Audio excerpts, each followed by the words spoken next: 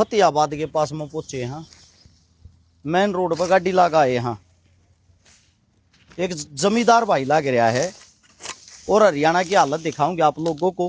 साथ में ये कहना चाहूंगे, यह जो वीडियो है इसको संपूर्ण हरियाणा सुनना और देखना, क्योंकि हम खुद पत्रकार हैं, हम खुद आवाज बुलंद करने वाले हैं, लोगों का दुख सुनाते हैं आप लोगों को। भ्राता श्री भाई राम राम बड़े भाई ने 1 मिनट का समय मिल लगा? मिला जरूर मिला भाई। आ जाओ। ओ ठीक हो भाई साहब? एकदम बढ़िया जी। एक माइक लगा लो आप। शुभ नाम अपना क्या है? अशोक कुमार है जी। अशोक कुमार? हाँ जी भाई साहब। अच्छा, कौन सा गांव अशोक भाई जी? मीरपुर गांव है जी अपना जी। जमीन अपनी है या ना अपनी किन्ने जी? किसकी? ठेका ले रखी है जी।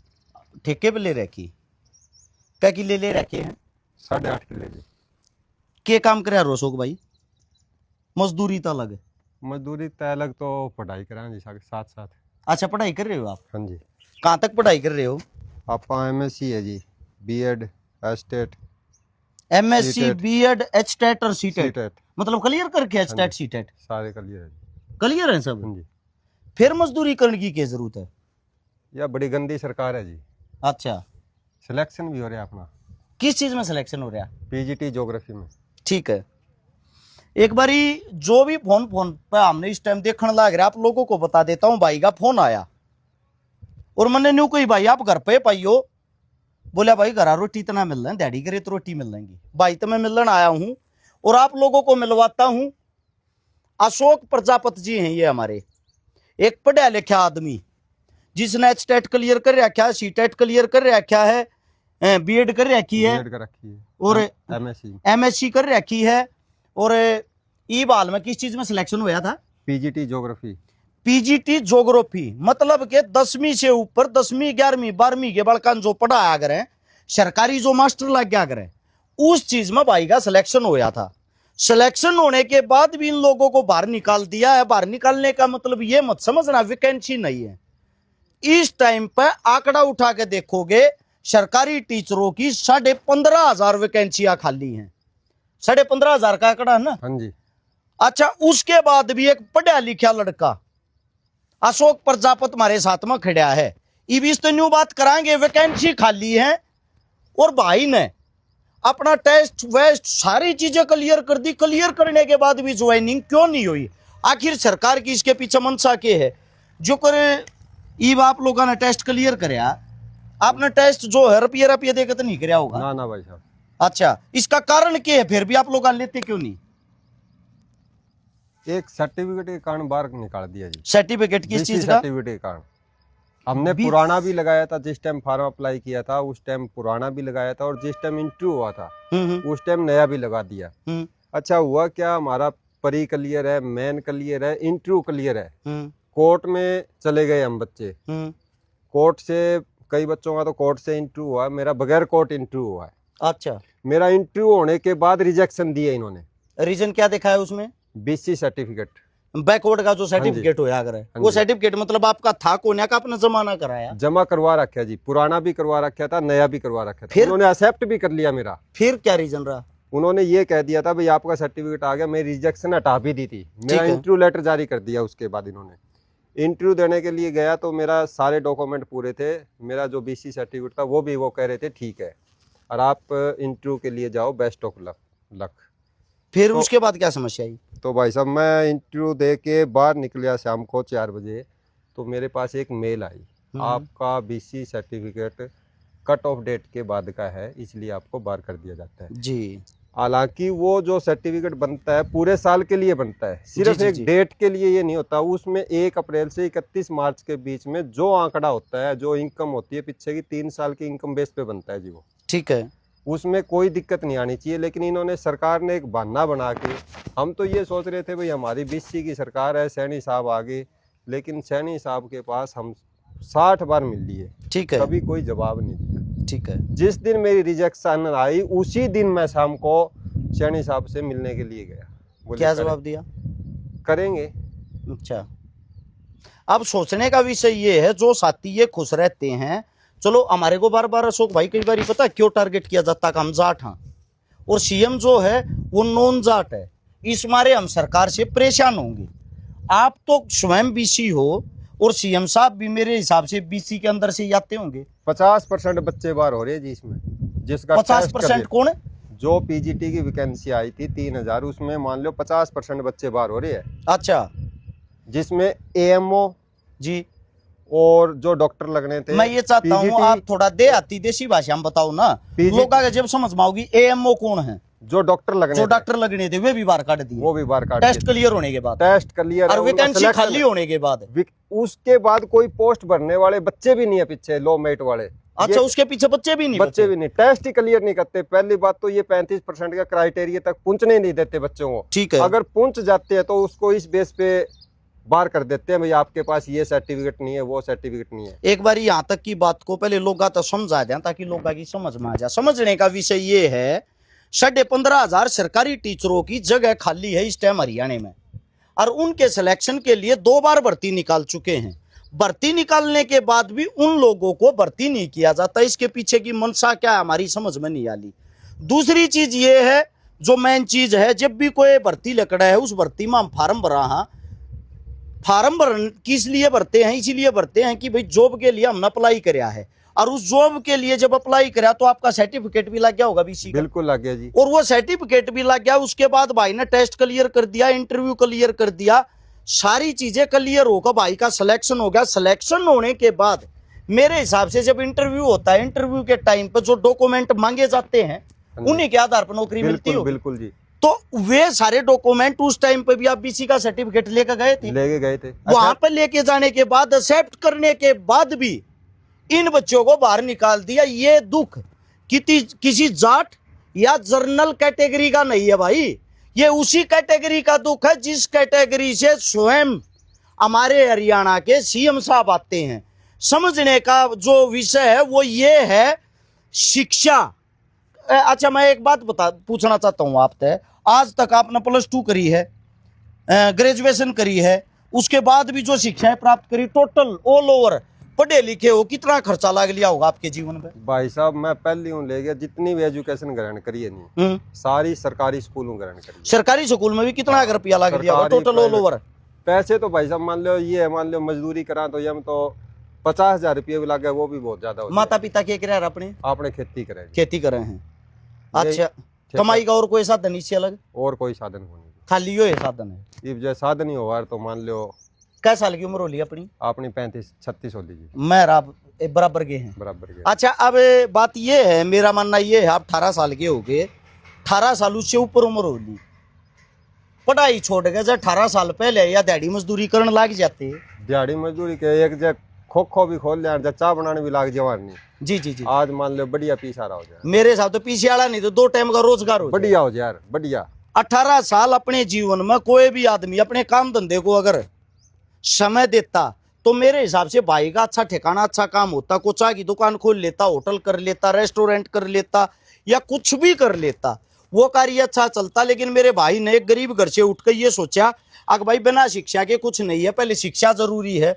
वह शिक्षा प्राप्त करी, उस शिक्षा को समय दिया, उस शिक्षा को समय देकर सरकारी स्कूलों में पढ़ के और फिर भी सिलेक्शन होना अपने आप में बहुत बड़ी बात है।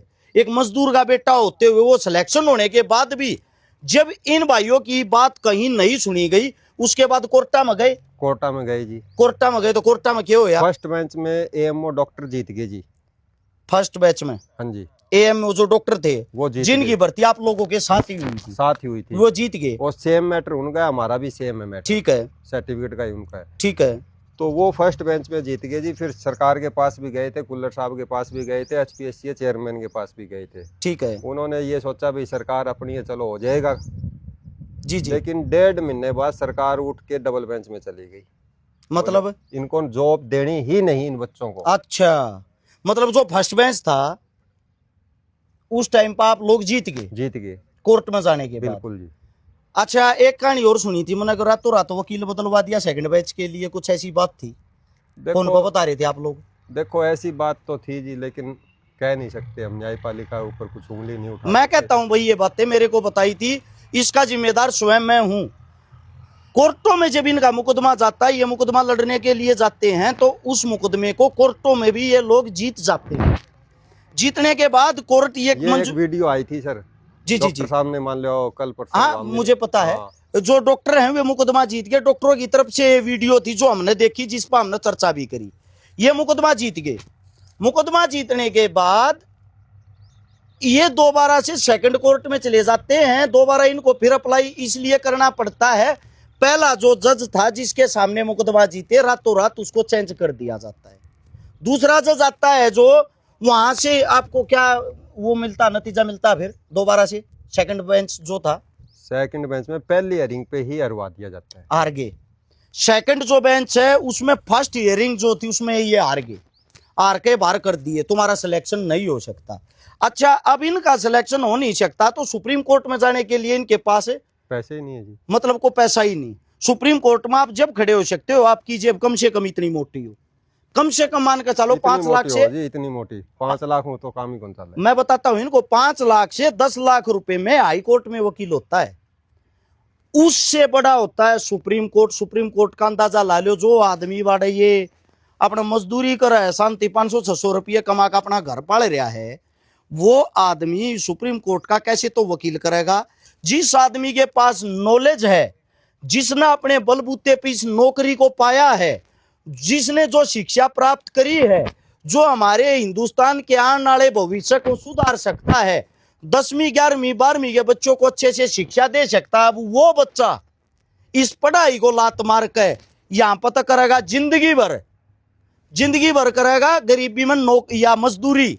और साथ में जो इसके शादी होली, हाँ जी, बच्चे हैं, बच्चे हैं जी, 2 लड़कियां हैं। ये बच्चा ने के पढ़ा होगा, ये दुख तो बहुत आवे जी, के पढ़ावा बच्चा। पूछू हूँ, बच्चा ही फीस कड़े थे देगा, बच्चा ने के पढ़ा होगा। 2 छोरी हैं तो छोरिया की बात करांगे तो सब तो बड़ी चीज तो यह है ना, छोरियां तो पढ़ावा न्यू का अगर बेटी दूसरे घर का देना हो, छोरियां दूसरे के घर में पढ़ा होगा, कड़ी है पढ़ा होता गा, देखो नु कितना पढ़ा होगा, मजदूरी करके, ये दिहाड़ी मजदूरी करके पढ़ावा है जी। पढ़ाई महंगी होगी, सरकारी स्कूल खत्म होने लग रहे बेरा आपने, बिल्कुल बेरा है, आंकड़ा का बेरा जी। मान लो क्या आंकड़ा है, सरकारी स्कूलों में तो 15,500 टीचर ही को नहीं जी, 15,500 सरकारी स्कूलों में इन्होंने टीचर पिछले जब से सरकार आई है, जेबीटी इन्होंने पोस्टें नहीं निकाली। जेबीटी की एक मेवात कैडरी निकाली थी, वो भी कोर्ट में उलझी खड़ी है। अच्छा, ये जो जितनी भी वैकेंसी है सारी कोर्ट में उलझ रही है। आज किसी भी वैकेंसी चले जाओ, हरियाणा पुलिस चले जाओ, 56-57 चले जाओ, कॉमर्स की चले जाओ, पीजीटी चले जाओ, एएमओ चले जाओ, जुडिशरी चले जाओ, आप कॉलेज कैडर चले जाओ, सभी बच्चों को घसीट के वहां ले जाते हैं। मतलब तो ये हो गया, इसका मतलब तो हरियाणा में पढ़ना ना पढ़ना बराबर ही है, नौकरी तो है ही नहीं। हरियाणा में पढ़ना भी एक जुल्म है जी। एक पढ़ा लिखा आदमी कह रहा, हर्षिकारा नहीं कह रहा, ये वो आदमी कह रहा है जिसका दुख दर्द तकलीफ बोल रही है। डर राज का नहीं है, भूखे सूखे मजदूरी मेहनत करके हम अपना पेट पाल लेंगे। लड़ाई है अपने भविष्य की, अपने बच्चों के भविष्य की। जो आपके बालक जो बेटी है वे पूछती तो होंगी पापा क्या करना पड़ रहा है। देखो बच्चे छोटे हैं जी, अभी कितने एक छोटे हैं, एक 4 साल की, हमारी भाभी जी पूछती 2 साल की। नहीं पूछा तो अजीब करा के। घर परिवार माता पिता का क्या कहना है। देखो वो तो हौसला बढ़ावा, चलो मिलेगी कोई नहीं, लेकिन भाई तो साहब जब हम ये बात बता नहीं सकते भाई, अब हमें तो लग नहीं रहा ये जो आप लोगों से एक सवाल और है मेरा, आप लोगों को भर्ती नहीं किया गया, सरकार भर्ती करना किसको चाह रही है फिर। जो कामयाब बालक हैं, जो पढ़े लिखे हैं, जो टेस्ट को भी क्लियर कर रहे हैं, उनको भी भर्ती नहीं कर रहे, फिर करना किसको चाह रही है, मनसा क्या है। मनसा ये सरकार खाली पोस्टें छोड़ देगी या फिर एच के आने के थ्रू बच्चों को ले लेगी, लेकिन वो भी नहीं ले रही है, एच के आने के थ्रू भी बच्चों को नहीं ले रही है। अब बिना पर्ची बिना खर्ची सरकारी स्कूल में बच्चे जाने लायक ही नहीं रहेंगे। बड़े भाई एक नारा है, बिना पर्ची बिना खर्ची, आप सब ने सुना होगा। उसमें मैं आप लोगों को एक बात बताता हूँ, ये जो काबिल बच्चे हैं, पढ़े लिखे बच्चे हैं, वे तो रगड़े जान लागे रहे हाड़ मजदूरी में, और जिनके बस का कुछ नहीं, जो ये टेस्ट क्लियर कर ही नहीं पाते, उन बच्चों को बुलाता है फिर हमारे देश का एमएलए और एमपी, और उनको बुला के HKRN एक नई चीज, नई स्कीम लेकर आ रहे हैं। उसके माध्यम से इनकी पोस्टा उन बच्चा को लगाया जाने लग रहा कच्चा, जो मतलब फैल हैं। जो फैल आदमी है वो आप लोगों के बच्चों को क्या शिक्षा देगा। जो शिक्षित आदमी है वे मजदूरी करेंगे, जो फैलो एवड आदमी है वे कुर्सियां पे बैठेंगे। ये हालात देश के हैं। पांचवी फैल आदमी तेज दिमाग का हो, धोखाधड़ी धांधली करके वो तो नेता बन गया है। पढ़े लिखे आदमी उनके जूते पुलिस करते, उनके पैर ठावे हैं। इसीलिए मैं एक ही बात कहना चाहता हूं, मन ने जो चीज देखी है शिक्षा का, हमारे स्पेशल हरियाणा के अंदर विनाश हो चुका भाई। अपना जो कार्य रहेगा लगातार कंटिन्यूटी में, अब थोड़ा शिक्षा को जागरूक करने के लिए रहेगा। यह लड़ाई हर्ष छिकारा की नहीं है, हर्ष छिकारा कोई फार्म नहीं भरता। यह लड़ाई अकेले हमारे अशोक भाई हैं जो अशोक प्रजापति जी इनकी नहीं है। यह लड़ाई इस देश के हर एक उस जवान की है, हर एक उस युवा की है। आप अपने बच्चों को स्कूल कॉलेज यूनिवर्सिटियों में किस लिए भेजते हो? अगर वो पढ़ भी गया तो कौन सा तीर मार देगा? उसके बाद रोजगार है ही नहीं। आपको सिस्टम से लड़ना पड़ेगा, और मुझे पता है लड़ने के लिए जिगरा चाहिए, उससे आप डरते हो। डरते किस लिए हो? कभी आप लड़ो, आवाज उठाओ, सरकार आप पर मुकदमा ना लगा दे। अगर इस मुकदमे के डर से आप घर में बैठे रहे तो इसी को गुलामी बोलते हैं। इसका मतलब जीवन में कभी क्रांति आएगी नहीं। आने वाले समय में स्कूल बंद हो जाएंगे, कॉलेज बंद हो जाएंगे, यूनिवर्सिटियां बंद हो जाएंगी। रिश्ते भी पता किन चीजों को देख को होया करेंगे? रिश्ते ये देख को होया करेंगे, थारा बालक कावड़ कह ले रहा है, थारा बालक खाटू श्याम पैदल कह बजा रहा है, थारा बालक कौन से धर्म से जुड़ रहा है, थारा बालक किसी संघ से जुड़ रहा है या नहीं जुड़ रहा है, थारे बच्चे के फॉलोवर कितने हैं, तुम्हारे बच्चे ने क्या कभी संघ के अंदर हिस्सेदारी दी है? तुम लोगों को नफरत की आग में इस तरह झोंक दिया जाएगा। रिश्ते जुड़ने से पहले आप लोगों के वे 36 गुण नहीं, ये 36 धार्मिक रिश्ते देखे जाएंगे, उसके बाद तुम्हारे रिश्ते होंगे। लेकिन एक बात को नोट कर लेना, मंदिर मस्जिदों से अगर देश चलता होता तो शिक्षा स्कूल कॉलेज यूनिवर्सिटियों की जरूरत ही क्या थी। मैं आप लोगों से इतना ही कहना चाहता हूं, इस देश का सबसे बड़ा अगर कोई मुद्दा है आज के वक्त वो है शिक्षा, स्वास्थ्य और रोजगार। इसके बगैर कभी भी देश आगे नहीं बढ़ सकता, इसके बगैर आप लोग आगे नहीं बढ़ सकते। इसी चीज पर कार्य करेंगे। और आप लोग अगर किसी धरने में किसी प्रदर्शन पे शामिल नहीं हो सकते तो आप लोगों को इतना ही कहना चाहूंगा, अपने घर में बैठ के एक मुहिम चला सकते हो। जितने भी इसको यूज करते हैं वो एक एक पोस्ट तो डाल सकते हो। पढ़ने वाले शिक्षित बच्चे, युवा बच्चे, आप अपने अकाउंटों से, हमें चाहिए शिक्षा, हमें चाहिए रोजगार, इससे अलग हमें कुछ नहीं चाहता। फिलहाल शिक्षा, स्वास्थ्य, रोजगार की जरूरत है। इस आवाज को उठाओ, इस आवाज को मजबूत करो, वरना अशोक जितने भाई पता नहीं कितने कुछ ले जाएंगे। यही आप सबसे विनती थी। यह वीडियो इस देश के कोने कोने तक जानी चाहिए। आखिर हरियाणा के अंदर यह कौन सी गंदी राजनीति चल रही? सभी साथियों को राम राम, जय हिंद। राम राम।